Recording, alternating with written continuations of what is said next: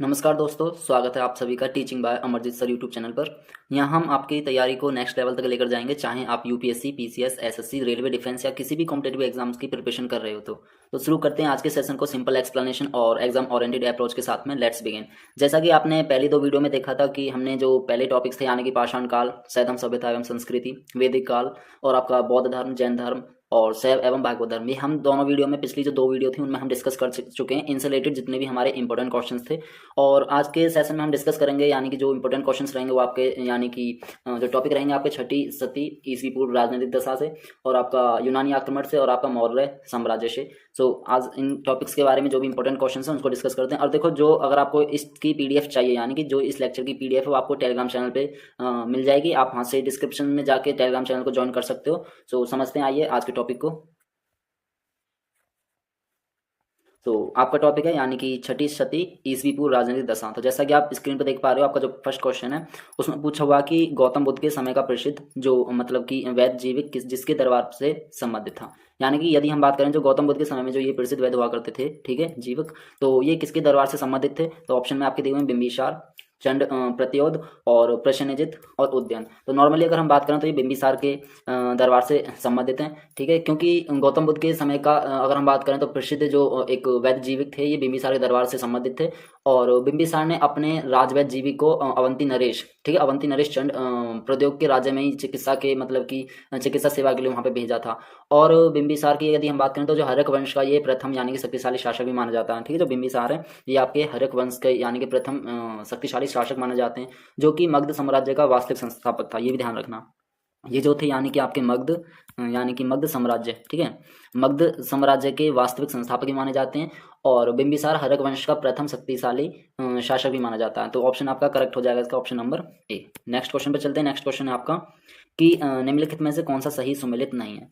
तो जैसा कि आप देख पा रहे हो स्क्रीन पर ये ऑप्शन दिया हुआ है यानी कि ए में कि अंग, चंपा, नेक्स्ट कौशल, अहि, छत्र और वत्स, कौशाम्बी, मत्स्य और विराटनगर, ठीक है। अगर हम ध्यान से देखें तो ये हमारी कुछ राजधानी वगैरह के बारे में पूछा हुआ है। तो उसमें से जो करेक्ट ऑप्शन नहीं, देखो सबसे पहले देखना कि सही पूछा या गलत पूछा। उसने पूछा है इनमें से कौन सा ऑप्शन यानी कि सही नहीं है, ठीक है। तो जो गलत क्वेश्चन है उसके बारे में यहाँ पे पूछा हुआ ऑप्शन में अगर ध्यान करें तो अंग और चंपा की यदि हम बात करें तो ये तो हो ही नहीं सकता। कौशल, अहि, छत्र, सॉरी मतलब ये अंग चंपा तो होगा, ठीक है, 1 सेकंड, अंग चंपा तो आपको देखने को मिलेगा, लेकिन इसने पूछा कौन सा नहीं है। कौशल, अहि, छत्र नहीं है। इसकी थोड़ी सी मैं आपको व्याख्या बता देता हूँ।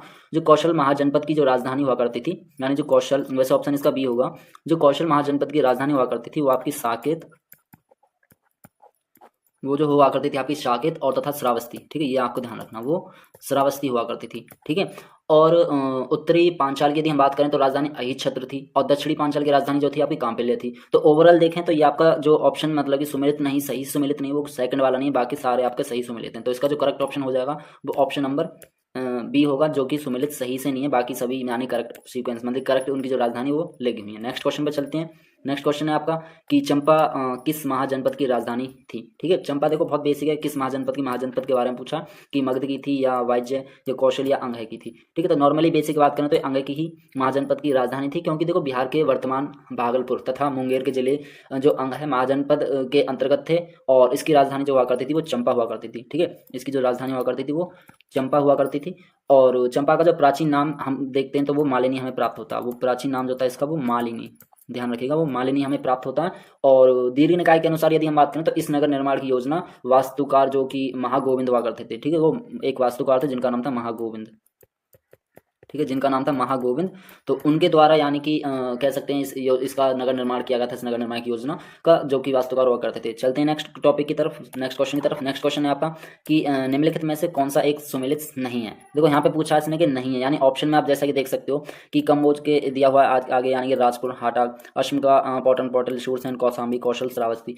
और बेसिक यदि हम बात करें तो यहाँ पे जो ऑप्शन में है आप इजीली मतलब आइडेंटिफाई कर सकते हो कि इसमें सही से कौन सा नहीं। देखो कम्बोज की यदि हम बात करें तो राजपुर, हाटा के से रिलेटेड आपको देखने को मिलेगा। अश्मक की बात करें तो पौटन, पौटिल से देखने को मिलेगा।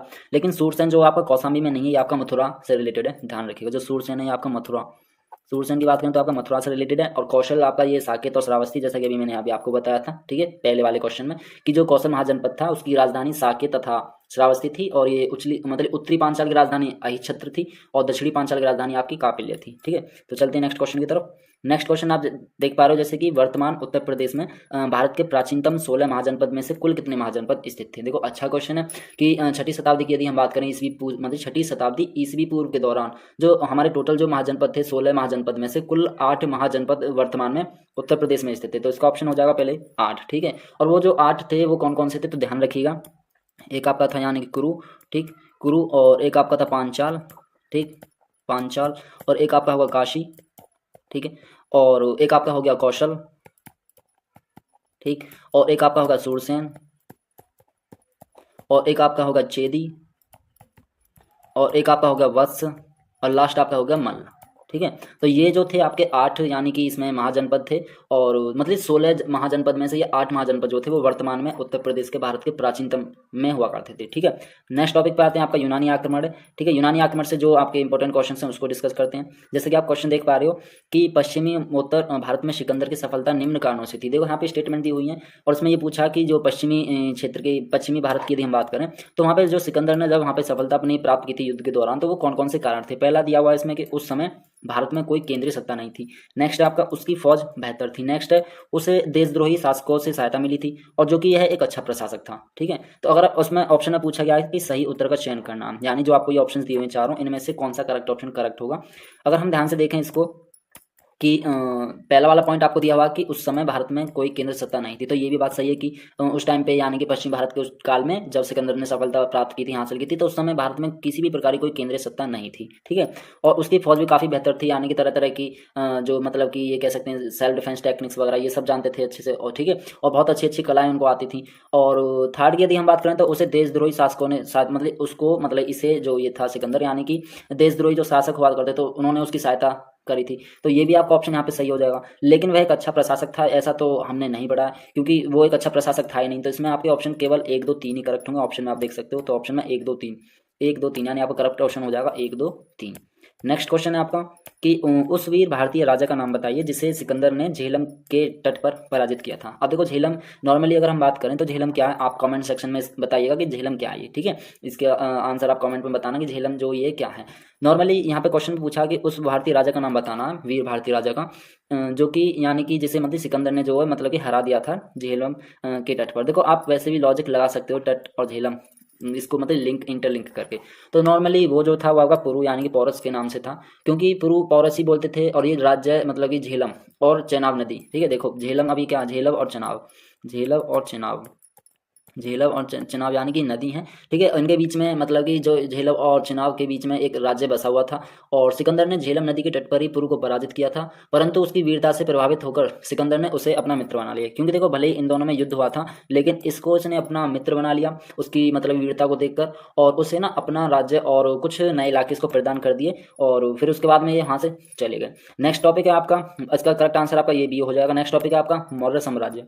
मौर्य साम्राज्य से देखते हैं जो भी आपके इंपॉर्टेंट क्वेश्चन है एग्जाम के रिगार्डिंग में। ठीक है, तो आपका पहला क्वेश्चन दिया हुआ कि गुजरात चंद्रगुप्त मौर्य के साम्राज्य में सम्मिलित था, यह प्रमाणित होता है।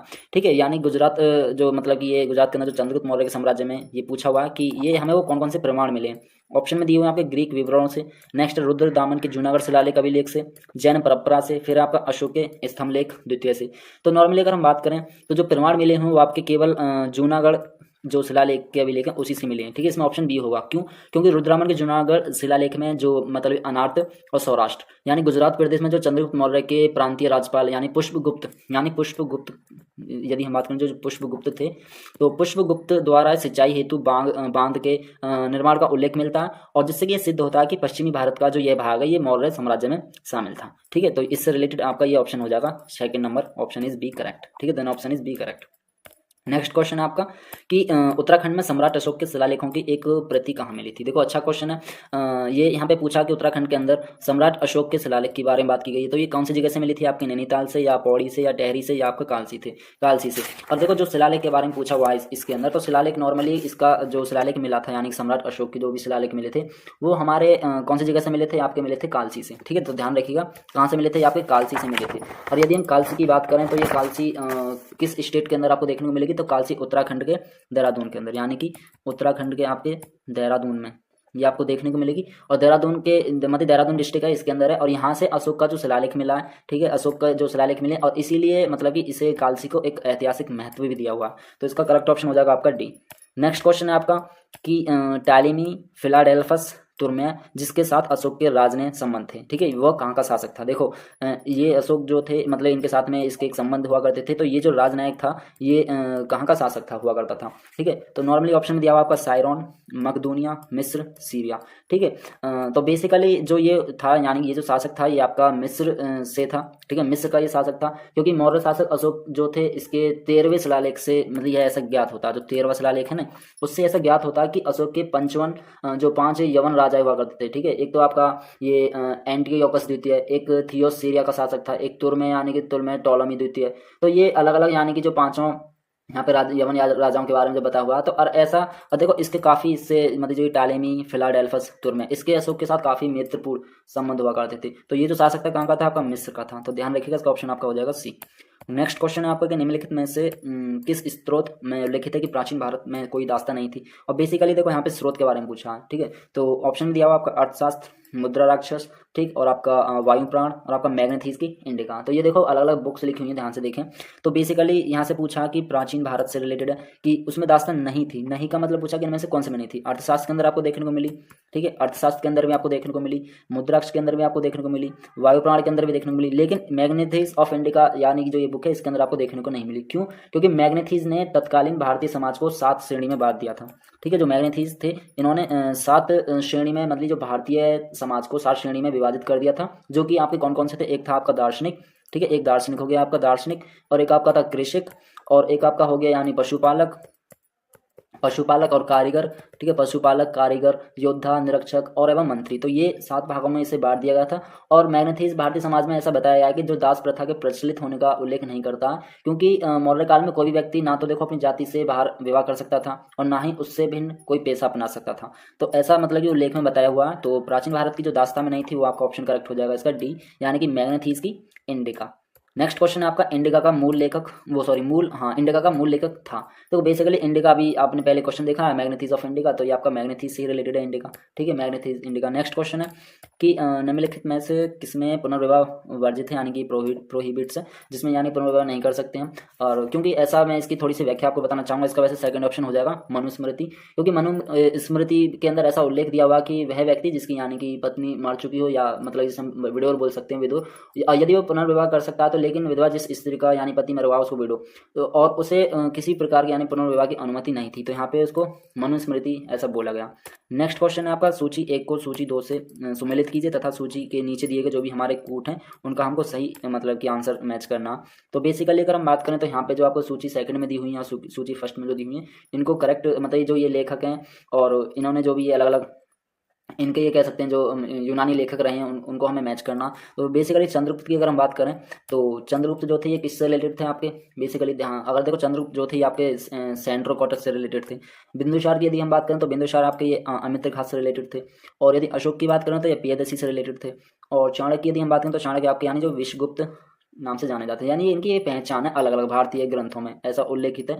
तो क्योंकि यूनानी लेखकों ने चंद्रगुप्त मौर्य को वैसे बेसिकली देखें तो सेंडोकस कहा है इनको, ठीक है। और विलियम जॉन्स ने सर्वप्रथम सेंड्रोकोटस की जो पहचान की थी वो भारतीय ग्रंथों से उल्लेखित चंद्रगुप्त मौर्य ने की थी। और यह जो पहचान है भारतीय इतिहास के तिथि क्रम के आधारशिला पर बन गई, क्योंकि यूनानी लेखकों ने क्या किया कि बिंदुसार को अमित्रो कैंडीज कहा। और विद्वानों के अनुसार ऐसा बताया भी गया है कि अमित्रो कैंडीज जो थी एक संस्कृत रूप में लिखी हुई है जो कि अमित्र घात यानी जो कह सकते हैं शत्रुओं का नाश करने वाला, ठीक है। तो मौर्य सम्राट अशोक को पियदसी से संबोधित किया गया और जबकि चंद्रगुप्त मौर्य को प्रधानमंत्री, जो कि चाणक्य का ही नाम था यानी कि जो कि एक विश्वगुप्त, ठीक है। तो ये एक दूसरे के नाम रिलेटेड है। तो चलते हैं नेक्स्ट क्वेश्चन पे। नेक्स्ट क्वेश्चन आपका कि ईसवी सन के पूर्व की कुछ शताब्दियों में निम्नलिखित में से किन शासकों ने गिरनार क्षेत्र के जल संसाधन व्यवस्था की ओर ध्यान दिया। 1 सेकंड, इसका देखो ऑप्शन जो होगा आपका इस वाले का जो ऑप्शन होगा 1 सेकंड 7th का शायद इसमें देखो ऑप्शन आपके लगाने पीडीएफ में ध्यान नहीं रहे, कोई बात नहीं। इसका जो आपका ऑप्शन बनेगा मैं यहाँ पे एडिट कर देता हूँ। 1 सेकंड, इसमें मैं लिख देता हूँ जो भी इसके ऑप्शंस बनेंगे आपके, यानी ए का आपका 2 हो जाएगा, ठीक, ए का आपका 2 हो जाएगा और बी का आपका 3 और सी का 1 और डी का 4, ठीक। ठीक है, तो इसका ये ऑप्शन यहाँ पे करेक्ट हो जाएगा, ध्यान रखिएगा। ठीक है, तो आते हैं अपने क्वेश्चन पे। तो ईसवी सन के पूर्व की कुछ शताब्दियों में निम्नलिखित में से किन शासकों ने गिरनार क्षेत्र में जल संसाधन व्यवस्था की ओर ध्यान दिया था? ऑप्शन में दिए हुए हैं आपके महापद्मानंद, चंद्रगुप्त मौर्य, अशोक और रुद्रमन। तो बेसिकली यदि ये बात करें तो ईसवी सन के पूर्व की बात कर रहा कि उस टाइम पे जो भी यानी कि वो शासक के बारे में पूछा इसने कि गिरनार क्षेत्र में जो जल संसाधन की व्यवस्था थी उसकी ओर ध्यान दिया था, तो किसके द्वारा दिया गया था अगर हम बात करते हैं तो इसमें आपके जो ऑप्शंस में दिए हुए हैं वो ये 4 हैं। ठीक है, महापद्मानंद, चंद्रगुप्त मौर्य, अशोक और आपका रुद्रवामन। तो बेसिकली इसका जो करेक्ट ऑप्शन होगा वो होगा कौन सा, एक सेकंड। देखो यहाँ पे पूछा कि गिरनार क्षेत्र में जल संसाधन, देखो अच्छा क्वेश्चन है, मतलब एक अच्छे लेवल का क्वेश्चन है आपका, prelims as well as mains में भी एक मतलब कि आपका आ सकता है। ठीक है, तो अगर बेसिकली इसकी थोड़ी सी समरी अगर हम देखें तो ईसवी सन के पूर्व की अगर कुछ शताब्दी की बात करें तो चंद्रगुप्त मौर्य। ठीक है, एक तो आपको चंद्रगुप्त मौर्य, ठीक, और आपके अशोक।